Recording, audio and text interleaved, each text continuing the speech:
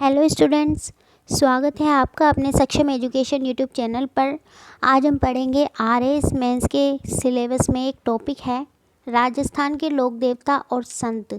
तो उसी टॉपिक के बारे में आज हम चर्चा करेंगे। तो देखिए, लोक देवता से तात्पर्य उन महापुरुषों से है जिन्होंने अपने वीरोचित कार्य, दृढ़ आत्मबल से समाज में संस्कृतियों मूल्यों की स्थापना की, धर्म की रक्षा की, जनहितार्थ हेतु अपना सर्वस्व न्योछावर कर दिया। मतलब ऐसे लोग, ऐसे महापुरुष जिन्होंने वीर कार्य किए और उससे समाज में उन्होंने मूल्यों की स्थापना की, संस्कृति की स्थापना की, धर्म की रक्षा की, लोगों की रक्षा की और जिनके पास अलौकिक शक्तियाँ थी, मतलब चमत्कार, जो चमत्कार भी कर सकते थे।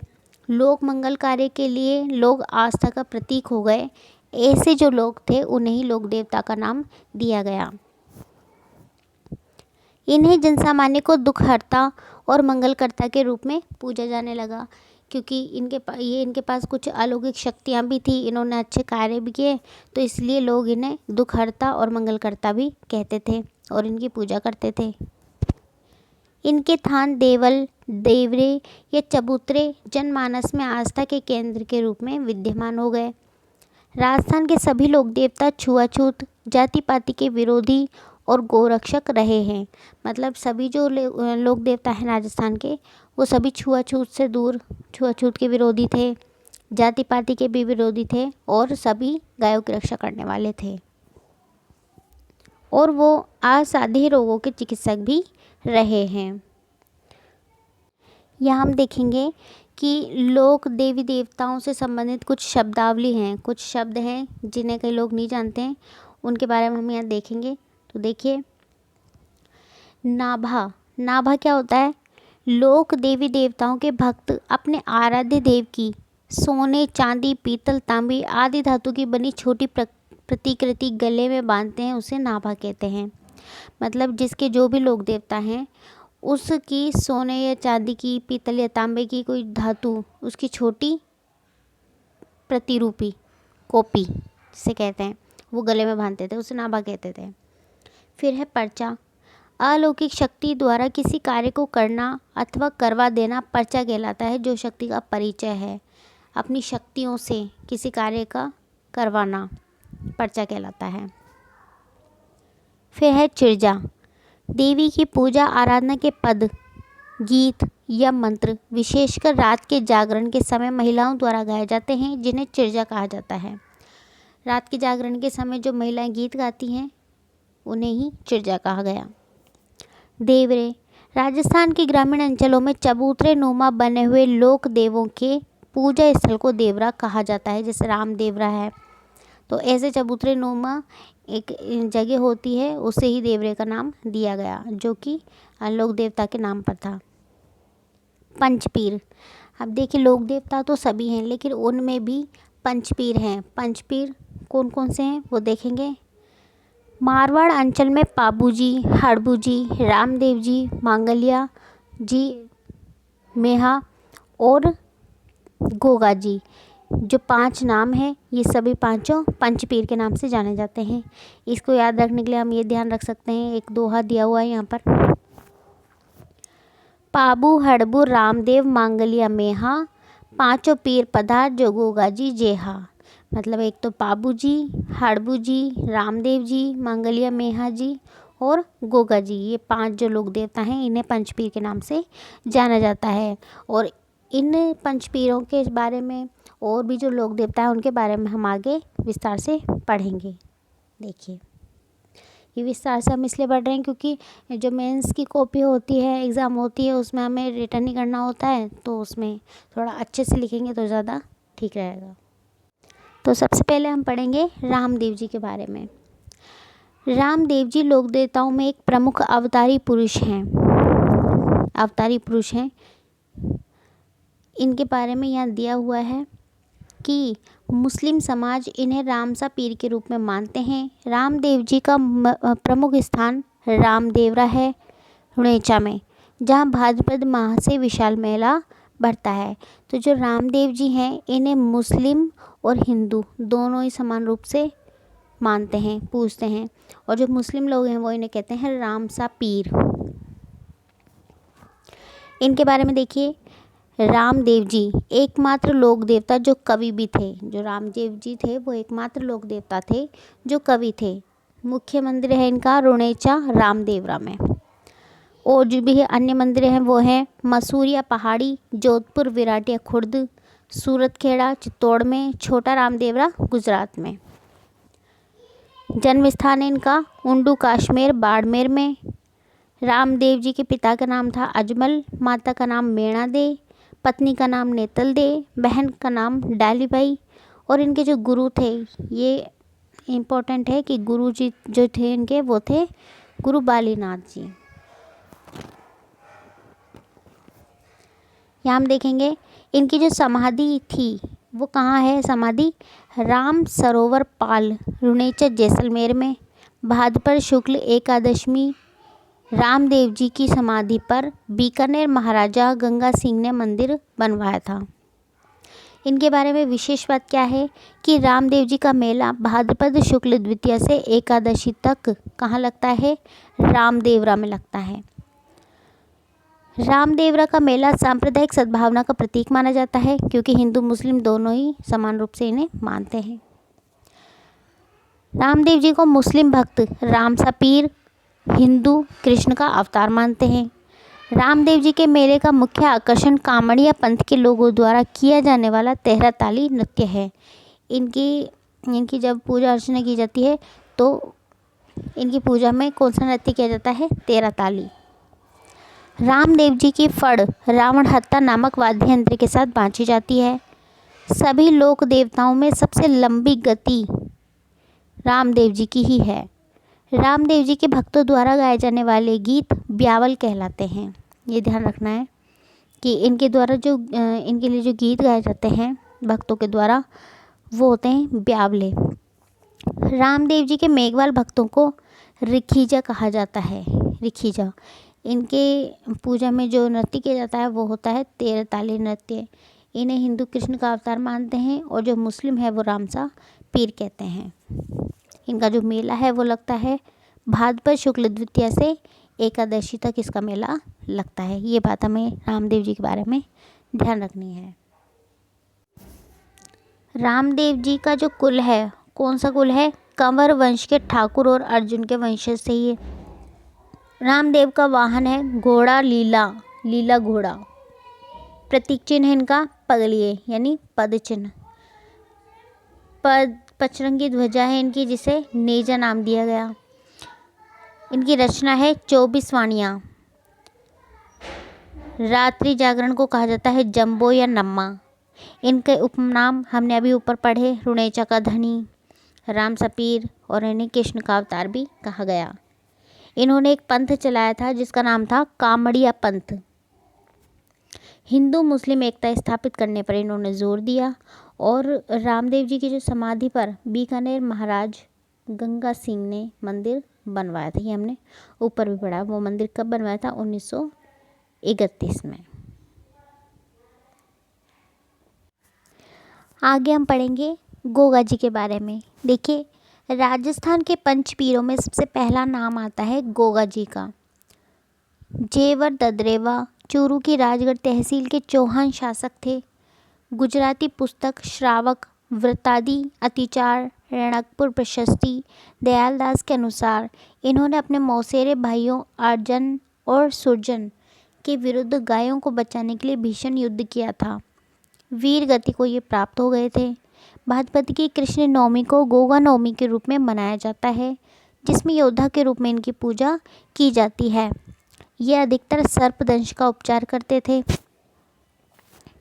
और अब भी इनके उपचार में गोगा जी की अर्चना की जाती है। इनकी सर्प मूर्ति स्थल प्राय गांवों में खेजड़ी वृक्ष के नीचे होता है। 9 गांठों वाली इनकी राखी गोगा राखड़ी जिसे कहा जाता है, हल चलाते समय हल और हाली दोनों के बांधी जाती है। तो जो गोगा जी हैं वो पंचपीरों में से एक हैं जिनका नाम सबसे पहले आता है। ये चौहान शासक थे। गुजराती पुस्तक श्रावक वृत्तादि अतिचार रणकपुर प्रशस्ति और दयालदास के अनुसार उनके अनुसार क्या लिखा हुआ है कि इन्होंने अपने मौसेरे भाइयों, जिनका नाम था अर्जन और सुरजन, इनके विरुद्ध इन्होंने युद्ध किया था। क्यों किया था? गायों को बचाने के लिए, और उसी युद्ध में ये वीरगति को प्राप्त हो गए थे। और सर्पदंश के उपचार में उपचार जब किया जाता है तो इनकी पूजा अर्चना की जाती है।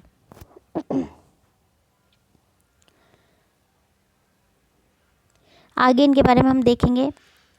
गोगा जी सांपों के देवता गोगा जी नागवंशीय चौहान तथा पंचपीरों में सबसे प्रमुख माने जाते हैं। इनका जो मुख्य मंदिर है वो है गोगामेड़ी हनुमानगढ़ में।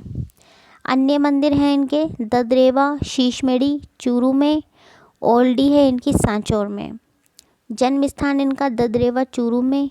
गोगा जी का निवास स्थान खेतड़ी वृक्ष के नीचे है। गोरखनाथ जी के आशीर्वाद से गोगा जी का जन्म हुआ था, और इनके भी गुरु का नाम क्या था? गोरखनाथ जी। और रामदेव जी के गुरु का नाम क्या था? बालीनाथ जी। विशेष इनके बारे में क्या है कि गोगा जी का मेला प्रतिवर्ष गोगा मेड़ी में भाद्रपद नवमी को लगता है। गोगा जी का मेला हिंदू मुस्लिम एकता का प्रतीक है। गोगा जी को महमूद गजनवी ने जाहर पीर कहा था, जबकि हिंदू इन्हें विष्णु का अवतार मानते हैं, बिल्कुल रामदेव जी की तरह। कि जो मुस्लिम है वो तो उन्हें कहते हैं रामसा पीर, और जो हिंदू हैं वो कहते हैं कृष्ण का अवतार। उसी तरीके से गोगा जी को जो मुस्लिम है वो कहते हैं जाहर पीर, और हिंदू कहते हैं इन्हें विष्णु का अवतार। मंदिर, इनके लिए एक मंदिर बनाया गया जिसकी आकृति मकबरे नुमा और ड्योढ़ी पर बिस्मिल्लाह का चित्रांकन किया गया। मंदिर का निर्माण गंगा सिंह ने करवाया। गोगा जी के थान हमेशा खेजड़ी वृक्ष के नीचे होते हैं। मोहम्मद गजनवी से लड़ते हुए गोगा जी का सिर ददरेवा में जा गिरा था, और जिसे शीशमेड़ी कहते हैं। गोगा जी के पिता जेवर सिंह, माता का नाम बाछल, पत्नी का नाम केमल दे, और इनका जो कुल था वो था नागवंशीय कुल, नागवंशीय चौहान। और गोगा जी की जो घोड़ी थी वो थी नीला, जिसे लीलन भी कहा जाता है। तो नीला घोड़ा इनके लिए भी यही इनका घोड़ा भी नीला था। प्रतीक है इनका भाला लिए घुड़सवार और सर्प।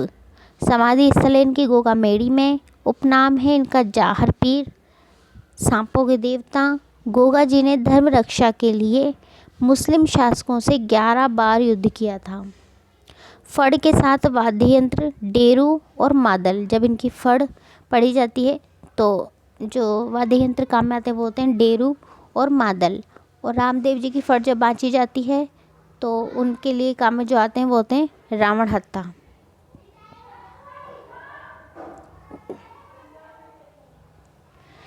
नोट देखिए, गोरक्षा व मुस्लिम आक्रांता महमूद गजनवी से देश की रक्षा के लिए अपने प्राणों को न्यौछावर करने वाले गोगा जी की पूजा सर्पदंश से बचाव हेतु किसान अच्छी फसल के लिए हल और हाली के राखी बांधते हैं, जिसे गोगा राखड़ी कहा जाता है। ये चीज़ ध्यान रखनी है हमें। हम पढ़ेंगे पापू जी के बारे में। देखिए, पापू जी का जन्म मारवाड़ के राव आस्थान के पुत्र धांधल जी राठौड़ के यहाँ 1239 में हुआ। अपने बहनोई जायल, जो कि नागौर के रहने वाले थे, नरेश जिंदराव खींची द्वारा देवल चारणी की गायों को घेरे जाने के विरुद्ध पापू जी ने कड़ा संघर्ष किया और वीरगति को प्राप्त हुए। इन्हें ऊँटों को देवता के रूप में पूजा जाता है, और इनका यश पापू जी की फड़ में संग्रहित है। देखिए, पापू जी के उपनाम भी दे रखे हैं कुछ। इन्हें प्लेग रक्षक और ऊँटों को देवता के नाम से जाना जाता है। इनका जो मुख्य मंदिर है वो है कोलूमंड, जोधपुर में। विशेष, कोलूमंड में प्रतिवर्ष चैत्र अमावस्या का मेला लगता है। मारवाड़ में ऊँट लाने का श्रेय पापू जी को ही जाता है, और इनको जो आराध्य देव मानती है जो जाति वो है रेबारी या रायका जाति, जो इनको आराध्य देव मानती है।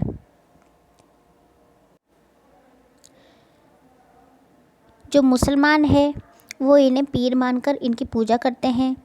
इन्हें लक्ष्मण का अवतार माना जाता है। जब इनकी फड़ बाँची जाती है, उसका वाचन किया जाता है तो रावण हत्या का प्रयोग किया जाता है, और हमने पढ़ा था पहले कि रामदेव जी की जो फड़ है उसको बाँचा जाता है, तब भी रावण हत्या का प्रयोग किया जाता है। पाबू जी की फड़ राजस्थान के सभी लोक देवताओं में सबसे छोटी फड़ है। अगर पूछा जाए कि सबसे छोटी फड़ किसकी है लोक देवताओं में, तो वो है पाबू जी की फड़।